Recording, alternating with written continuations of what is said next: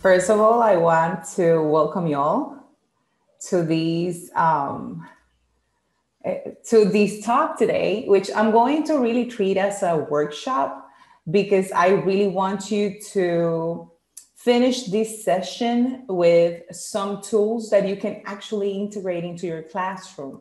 Okay, because I know this past year was terrible, and I started looking for options to make my online classes more, let's say, interactive. And well, I have a story with gaming, and you'll hear about it in a minute. Okay, so first of all, I want to welcome you and thank you for being with us this morning. As Jeanette mentioned, my name is Francesca Robles. I am a professor at Inter-American University of Puerto Rico, but I am also a coach and an instructional coach. I'm a mentor. So I have been in education in different areas. I've been an elementary school teacher. I've been a high school teacher, mentor. Like I mentioned, I've been all over education throughout my 20 years or so. So I'm going to share with you different experiences that I've heard from other teachers, plus some of my own experiences with technology and the whole process of distance education or remote learning, which is what is actually happening right now. Okay, so first of all, I want you all to think for a second about these premises, and you will find an internet down here. You will find an address. I would like you to go there. Oops. I would like you to go to Poll Everywhere. So I'm going to stop sharing so I can copy the link, because I would like you to tell me. I want you to take a minute and think. And I would like you to tell me, to share your experiences with me, okay? So today we're going to be doing a lot of talking, a lot of sharing. I want you to tell me how you're feeling, how your students are feeling with everything that's going on, okay? So I'm going to stop sharing and I'm going to go to the chat. Oh, thank you. Dr. Laredo, thank you, thank you. So what I'm going to be doing right now is that I'm going to share my screen with the actual poll, and because I want you to see it. This is my first gift to you. Why gift? Because we want to start by including interactive activities into our teaching, right? We want our students to start looking at that interaction, and you will see the importance of interaction in a virtual setting. So right now, as you see, I have 5 people completing the poll, and we will be discussing the results in a second. Right now, these are the questions. I am an organized individual. Sports are a huge part of my life. My students love taking classes online. And finally, I have integrated some elements of gaming into my teaching. Oh, I love those answers. I love those answers, because I would really like you to share with me your experience with that. Okay, so I'm gonna give you a couple of more minutes. And as you see, if you decide to include these activity in your classroom at the beginning of your lesson, your students are going to be engaged. First 5 minutes, you're engaging your students. And that's what you want when you're not in a face-to-face setting, right? So as you see, the numbers are changing. I love this tool. So it is free while you keep on answering. It is a free, you can create an account and it's free.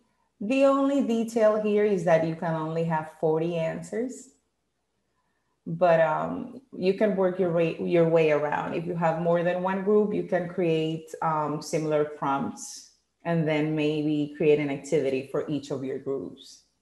So that way you won't have to really spend any money on this particular platform, which I love, like I said. Okay, so right now we have 22 people, 2 more are completing the poll.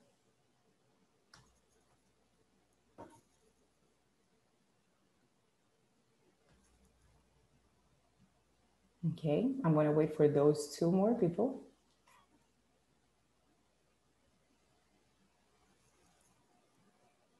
Okay, so let's see. So I'm saying that 55% of you believe that you are organized people. Okay, so I have a half and half here. Sometimes we are. I think that with the pandemic, everybody decided that since we could not get out of our houses, let's just make home improvements. I did that. Okay, so let's see the second one. Sports are a huge part of my life. Whoa, okay. I rather watch Netflix. Well, if we're talking about soccer, maybe, you know, I like those games.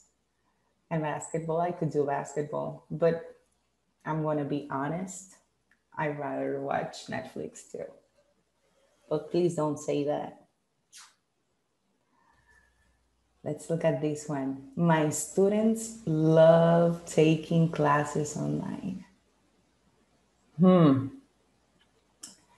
So we have 19% of you say definitely. I have 57% said sometimes, and I have 24% saying I don't think so. We will come back to that one, okay? And then I have integrated some elements of gaming into my teaching, definitely 10%.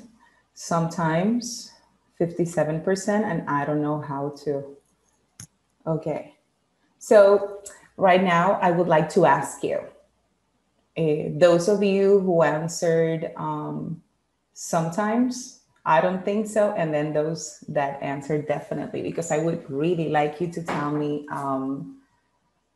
your wonderful experiences with online teaching. So you can type your answer, you can turn on your mics, but I would really like to know, why do you feel that sometimes your students love taking classes online? Sometimes, why not every single time?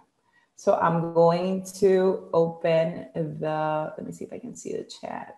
Right now, we're moving on from the survey, and we're on learning outcomes. And at the end of the day, yes, you will see, we will be talking about recognizing some of the characteristics of the 21st century students, which some of you are, right? And we're going to define important concepts related to online education and game-based instruction. But first, it is important to identify and understand the characteristics of the 21st century students, right? And at the end, what I really, really want to do, and hopefully I'll have my internet back because I want to show you some strategies, some platforms that you can start integrating into your lessons as soon as tomorrow or Monday. Okay, so it's sort of a not a make and take, but you know my line, right? So let's start with the future is now. And that sounds like a cliche, right? But you know what? I'm going to be honest with you. I thought that in the future we were going to have flying cars, and if I look out the window, I don't see any. However, if you look at the next slide, yes, there are no flying cars, but the future is right now. We do have some technologies, right, that we were expecting to have in the future. So for instance, if you look at that image, you will see that video conferencing was something that was integrated in the Jetsons, right? And I remember watching that show when I was a kid. And also your Apple Watch or your smartwatch was part of that how can we call them? I don't know. They were visionaries, right? So we do have some technologies, not flying cars though, but we do have some technologies. I would love to hear about your experiences with Kahoot because yes, Kahoot is one of the tools that are part of including gaming into your lessons without really feeling too uncomfortable with the technology. So I'm so happy that you were able to talk about Kahoot today. So now I would like you to tell me, when you go outside and you as a student, what do you do in your daily life? I mean, positive and negative. What do you do? What do you see students with when they're interacting? What are they doing? So tell me, what can you tell me about the 21st century student? And you have an image there. So it sort of tells you, right? iPads. Yes, Andrea, iPad tablets, iPhones, TikTok. Uh-huh. What else? What else can we say about the 21st century student? As far as my kid is concerned, he's mostly playing on the Switch whenever he has some downtime. They're always playing. They always have something. Memes. Thank you. Oh, yes. Memes. What else? Plays the way. Oh, I agree with you. They're more distracted. Why do you think they're more distracted, Edilio? We connect through the internet, definitely. Edilio, what do you think they're more distracted? Takes a lot to get their attention. Uh-huh, exactly. What else? TikTok all the way. Gen Alpha is obsessed with tablets games. They don't even play outside. That's right. There is so much stimuli. Exactly. Exactly. So you know what? I'm going to go ahead and move on to our next slide because I really want you to look at what Clark and Avery stated, right? They said that the 21st century, and I want you to see if you see what you just told me, okay? Because I'm reading you. Let's focus. Oh my God, Edilio, yes. They are less focused when it comes to things that are outside of interest. Thank you, baby Jesus. Exactly. Exactly. And you will see why, okay? So right now, if we think about the 21st century student, they were born with a cell phone. Like it's an attachment, right? They talk in images, emojis, memes, and somebody mentioned it, right? They're entrepreneurs. We like to, upload videos, and we like to watch. How do you call these people on Instagram? Entrepreneurs, yes. Um, we like Influencers. to. No, they have another name. Influencers. Influencers, that's the word. So everybody wants to be an influencer, right? And you have TikTok for that. And all of a sudden, anybody can be an influencer. And they like to think, our students like to think in 4D, 360, and HD, right? However, whenever we go to get a computer or a TV, don't we also think about HD and those cute little features? Of course we do. So you see how technology is starting to not only affect this generation, but adults too. So they also identify that the 21st century student prefer hands-on activities and interactive projects. And that's what you see when you're playing, right? When you're in that process of game-based instruction, you will see that interaction. Students like to communicate in short, bite-sized ideas, micro contents. So if you think TikTok is, I think, a minute, right? And tell me, whenever you're, I don't know, browsing through Facebook, if you see a super long video, sometimes you're into it, but most of the time you say, I'm not gonna watch that, that's too long. Or if you see that somebody posted like a super long status, I'm not gonna read all that.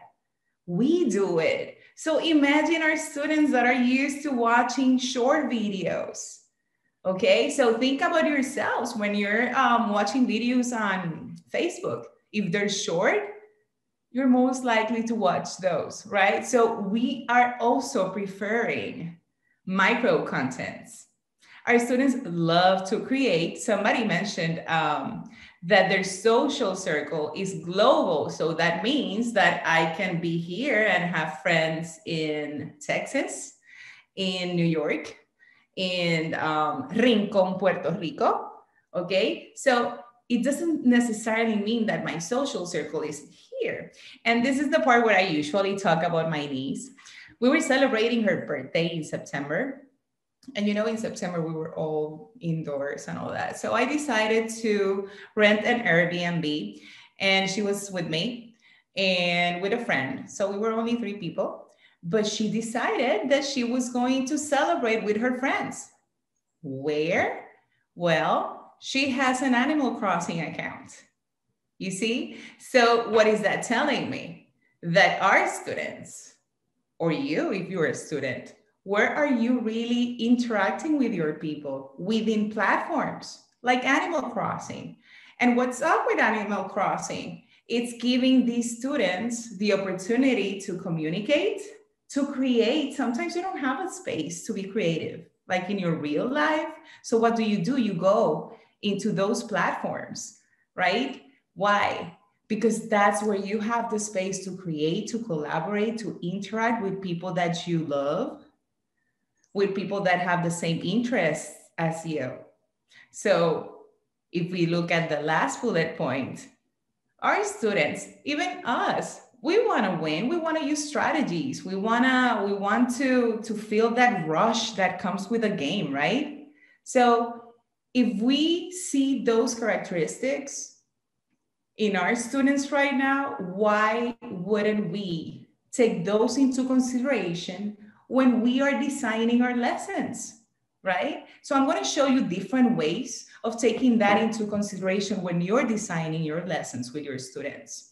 And I would like to show you these 21st century skills. There are more, but the Partnership for the 21st Century Learning, they're a group of organizations that they got together and they decided to get together and see what type of skills our students, our people need to have to face future problems. What skills can we provide our students, right? So there are different skills. I'm just showing you learning skills. So in this case, we need to provide students opportunity to what? Collaborate, to communicate, to develop that critical thinking, and to be creative. And games do that, right? So that is one way that you can make gaming work in favor of that learning process. So as a 21st century educator, what do I have to do? First of all, you have to establish good relationships with your students. They need to know that you care. You need to be able to design those activities that promote collaboration. That's very important. Some of you mentioned that you felt that you were by yourselves. And that's a detail that nobody ever mentions about distance education. And I will tell you about 2 concepts that are important when we're talking about distance education, okay? Also, as an educator of the 21st century, you need to provide a quality learning environment.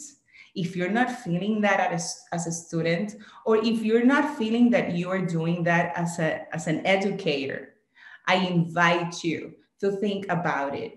How can I, as an educator, provide a quality learning environment? How can I design authentic experiences? And by authentic, I mean that they are pertinent.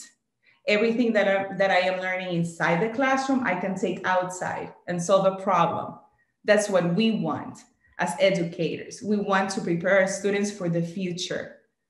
And if you see here, we have a quote by Marzano. I don't know if you know him. He's a wonderful educator and he has a lot of books. If you haven't had a chance, I encourage you to Google him. He's a great, great educator. And he states that for our students' performance, if we want our students' performance to improve, what do we have to provide? Opportunities for active learning, real world context, higher level thinking skills, etc. So if we go back to the previous slide, you'll see that everything, the other one. Yes, thank you. Everything is related to these learning skills. That's what we want. Okay, let me look at the chat really quickly. That is one thing that I miss. I've never seen one of my teachers' face. Why do you, Someone is, I don't like watching long videos. Even as someone who is older, I don't like watching long videos or reading long posts, definitely. If it's more than 2 minutes, I'm out, you see? Let me see. Okay. So, I see that Iana is mentioning, yes, you can leave it there. Q. No. Go for it. Yes. I see that somebody mentioned that you have never seen one of my teachers' face or heard her voice. And remember that I was telling you that there were important concepts that I haven't really heard in any conference or workshop, and it breaks my heart. One of them is presence. You have to establish presence in an online course. And that includes that you need your students to know you, know your face, and they should hear your voice. So I am so sorry, Yana, that you've had that experience. So I would like to ask you right now, which issues have been a challenge for you since that transition to remote learning? So I'm paying attention to the chat. I definitely prefer human interaction. Yes, but there can be human interaction in virtual environments. The thing is that since it was like putting off fires, the way the world started implementing remote learning, which is not the same thing as distance education, made it feel like it was horrible. And you don't feel that interaction. So let me see the chat. Okay, who would like to share with me? Tell me an issue that has been a challenge for you since you transitioned. For me, I used to take dance lessons. Yes, feeling part of a team. We didn't implement distance learning. We started doing emergency pandemic. Exactly. And what's the difference of doing that whole distance education, distance learning versus emergency pandemic?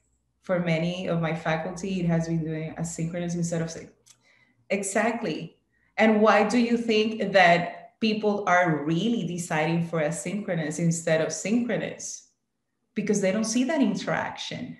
We're not hooking those students at the beginning, right? It has required a lot of reading, while in person, the teacher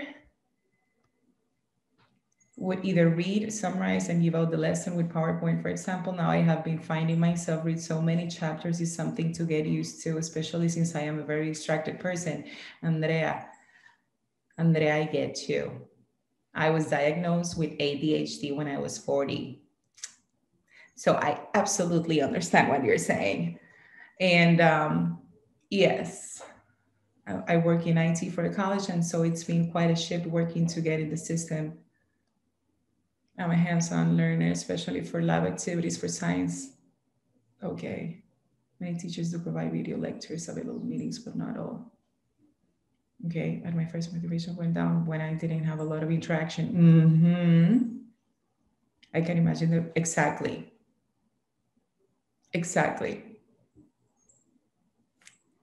Edilio, the school system has put too much focus on the grade instead of the learning. Exactly. So I'm going to tell you important concepts that if you are an educator, please know that is very important that you establish presence. How do I do that?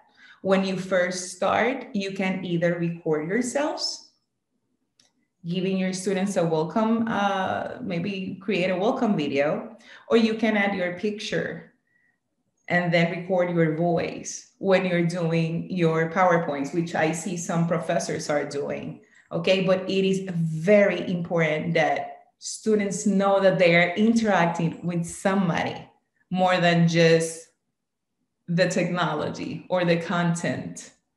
Let's look at the next slide. So you see, this is the other concept that most people don't really talk about, and it is very important. So I mentioned established presence, but also students need to have the opportunity to interact with another student, with the content, and with the instructor. And I did not include with the technologies also.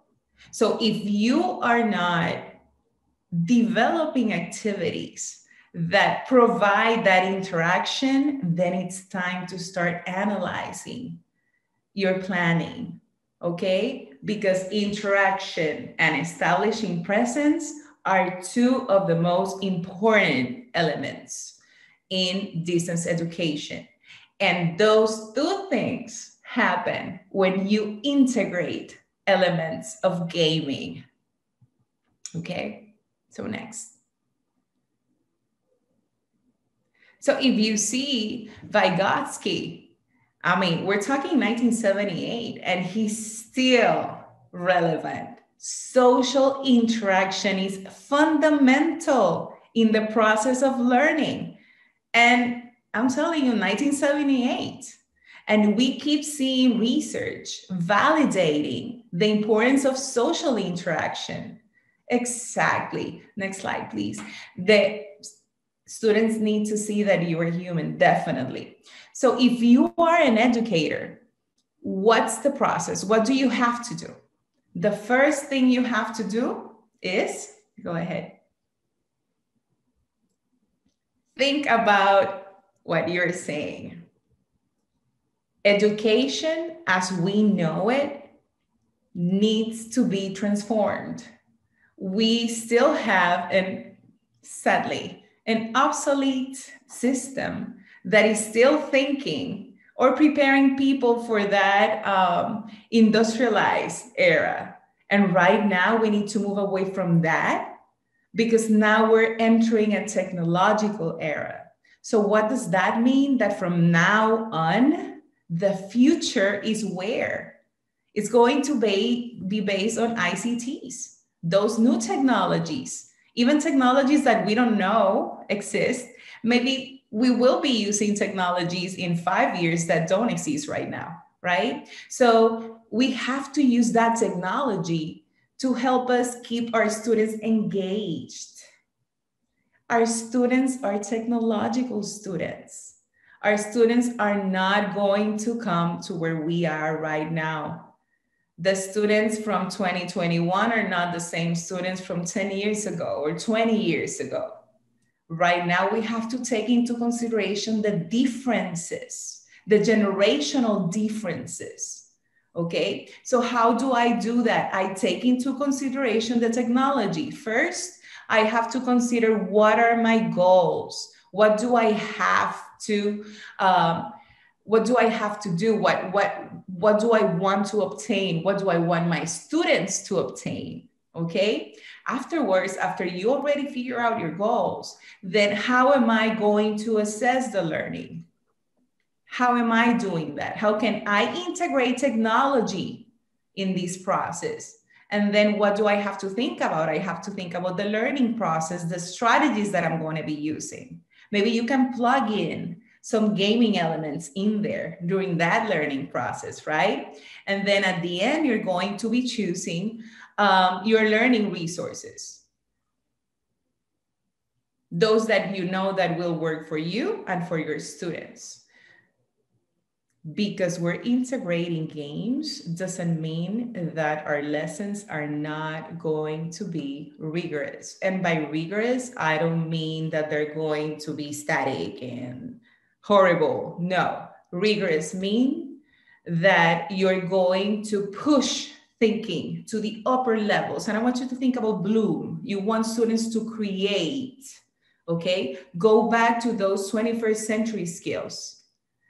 They are part of that rigorous, back please, of that planning of rigorous lessons. And if you see the first point, it says what? Pertinent, relevant. It needs to be interesting for the students. If students are playing Among Us, we need to know about Among Us. If students are playing, what's the name of the imposter?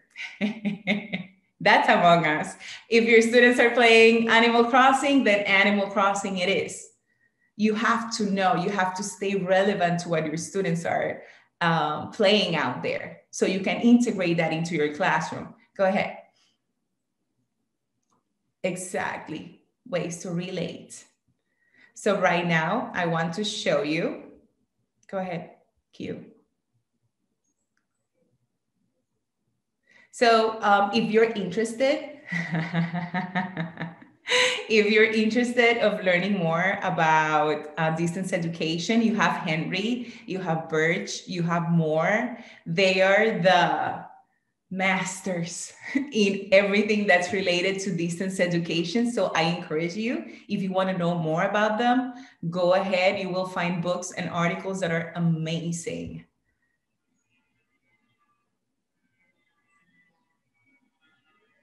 Okay, so here you have this image. This is how I started in the gaming world with PacMan. As an instructor, how do you go from knowing about Among Us and Animal Crossing to using those games to encourage critical thinking? I will tell you in a second, Tracy. Can you go back, Q? So I started with PacMan. How did you start playing? Do you feel that you're a gamer? Who feels like they're a gamer? Do you feel that you're a gamer?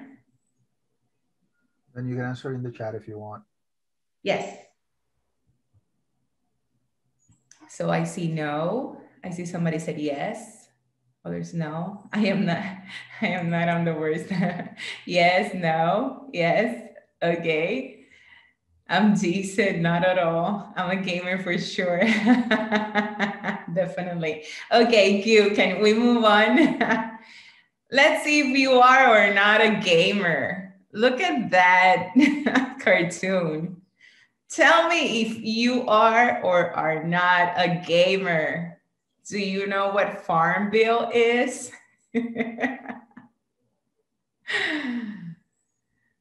You see?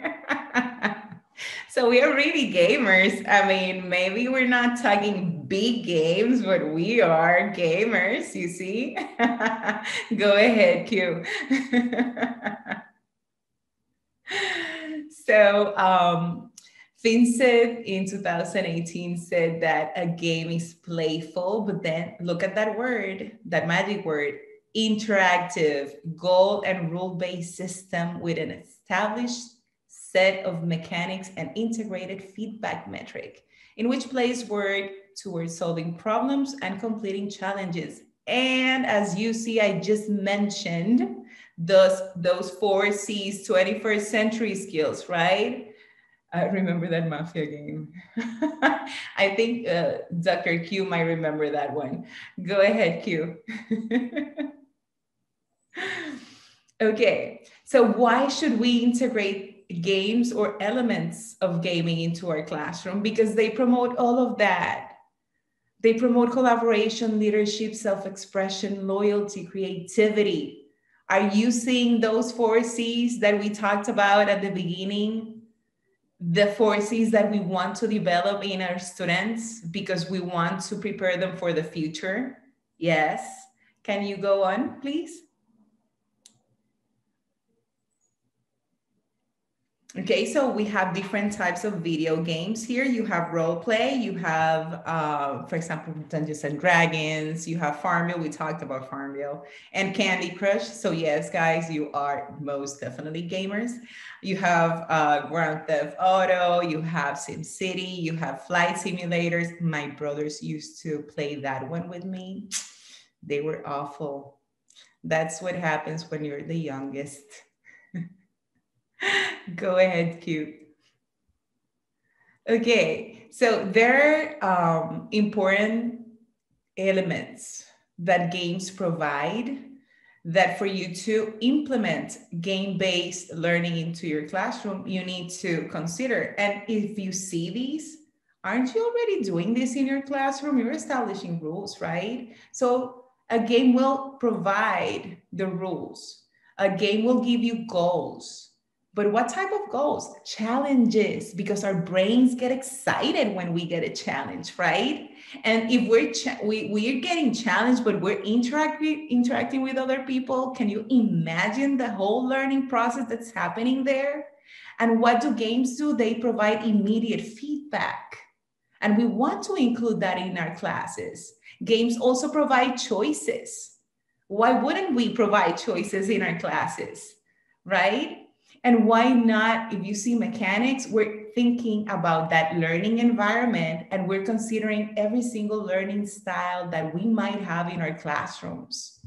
Go ahead. Okay, so as instructors, as educators, we need to design lessons that will provide opportunities if we want to start integrating gaming elements into our lessons. They need to be provide opportunities for students to explore, to achieve their goals. They need to feel that they're able to discover, remember that challenge part, interact. We need to provide feedback. So right now, go ahead. Right now, I'm going to show you different, you see, we were talking about Kahoot earlier, right? I want you to see those platforms and apps. And I know that somebody mentioned Kahoot, and Kahoot is one of the easiest way of integrating gaming into your classroom. You might not feel like you're a gamer, but if you integrate Kahoot into one of your lessons, you're already doing something about it. Duolingo. Oh yes, Nearpod. I'm gonna tell you, Nearpod is my favorite. So Q, can you show us the next slide? And then I'm going to start sharing my, my screen. Yes, you see, there are some PowerPoint games and that are already created for you. And I'm gonna show you some of them, but so you know, the next session, I think her name is Stephanie. She's going to show you how to actually design the PowerPoint games. But if you're not there yet, I'm going to provide you with these links so you can use some PowerPoints that are already created for you. And then you can maybe move away from it and start developing your own at your own pace. Never use a technology that you don't feel comfortable with. Okay, never, ever, ever. So right now I'm going to quickly show you. We have a couple of minutes. So I'm going to show you, I'm going to start sharing my screen, Q. Thank you for your help with the technical difficulties. And I appreciate all of you for your patience with all of these difficulties, right? Okay, so I need to be able to share my screen, Q.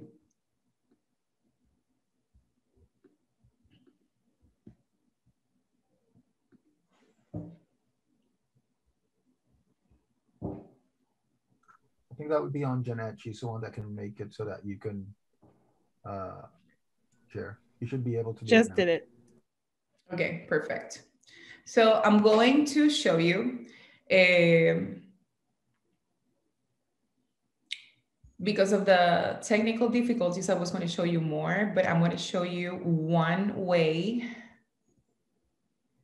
to integrate. And I need you to tell me if you're able to see every time I move from one screen to the other. I'm going to show you Jamboard, which is a product, it's a Google product, and somebody asked me, how do I integrate Among Us in one of our lessons? So Jamboard is an interactive board, and I found this wonderful game that used Among Us. Okay, so as you see, my internet is a bit slow. So while that loads, I'm going to go to Nearpod. Why Nearpod? Nearpod is free. You just have to log in. Okay, let me see if Among Us is there. No, not yet. Okay. So if you are, this is a presentation that I did, and I'm going to click on edit so you can see how it will look once you start editing. And I decided to show you Nearpod because Nearpod integrates your lesson, but it also integrates elements related to gaming. So if you don't know how to, this is one of the best platforms that you can use right now, okay? It's easy to use. You're going to use a PowerPoint. You're going to present a PowerPoint, right? If you're gonna do it anyway, upload it here. And what are you gonna be seeing? You're gonna be seeing all of your slides, right? And you see that it says open-ended question, draw, collaborate, field trip, okay? So you will see all of your slides. You will not see any of these. So how do I add those? You click here on add content and activities.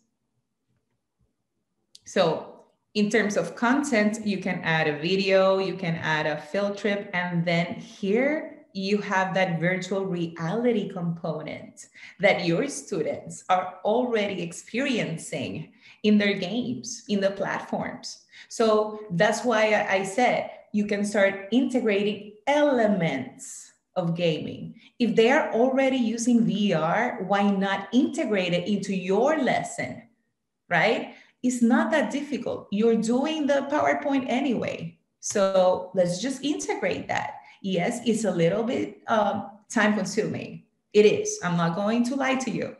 But you will see how that interaction starts to occur.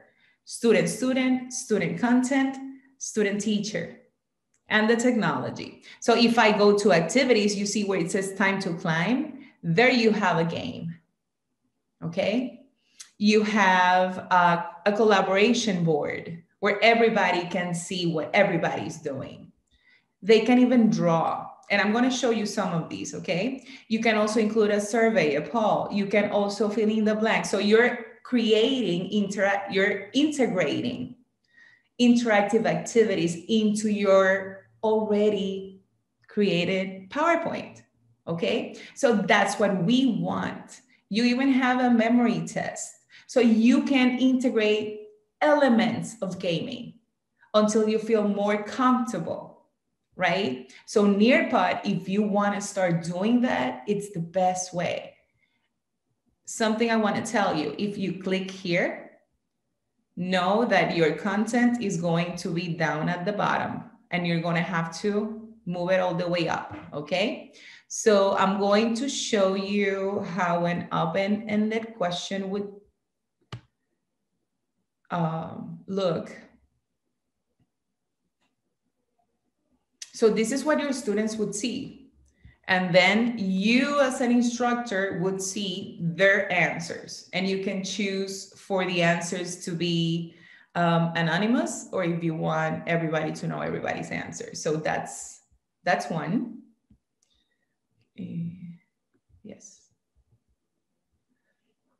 I want to show you the draw it, because that includes movement within a learning environment, a virtual learning environment.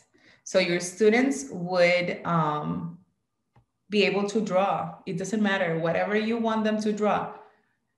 I've had my college students draw. and they love it. So it doesn't matter the level. They can click here, they can choose their colors, they can draw whatever they want, and then you'll be able to see it. The good thing about Nearpod is that, because we're short in time, the good thing about Nearpod is that you can do it as a synchronous lesson, or you can choose to do it as an asynchronous activity, where your students can take their own time, they can answer the questions, and then they submit their answers, and then you have all of that information there for you. Yes, I want to erase that drawing. Let me go for a second and see the chat. This was a session. I'm glad to have. Hi. I would love to have you as a student, Yana.